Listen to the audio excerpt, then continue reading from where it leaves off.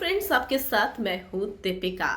कमी अब खलने लगी है और इसकी वजह है नूरान। जी हाँ, विवियन क्या मायने रखते थे अविनाश और ईशा के लिए, अब उन्हें शायद इन चीज़ों का पता चलेगा जब नूरान ने भर भर कर अविनाश को सुना दिया है और मुस्कुरा मुस्कुरा कर सारी बातें कह दी हैं।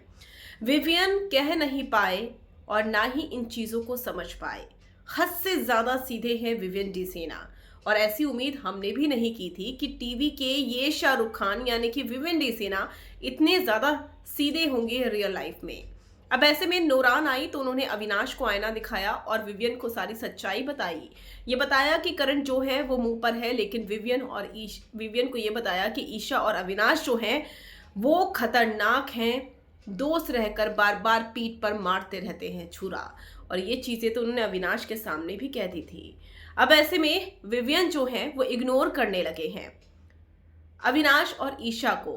इग्नोर इस तरीके से कि बगल से निकल जाते हैं, लेकिन बातचीत ठीक से नहीं कर रहे हैं। उनके उखड़े उखड़े मिजाज देखकर समझ गए हैं अविनाश और ईशा कि नूरान की बातें विवियन के अंदर बैठ चुकी हैं। डेफिनेटली बैठेंगी भी, और नूरान ने जो बातें कही वो कुछ गलत भी नहीं कही, बिल्कुल सही बातें उन्होंने कही और सच्चाई बताई अपने पति को, जो कि डेफिनेटली हर किसी को बतानी चाहिए।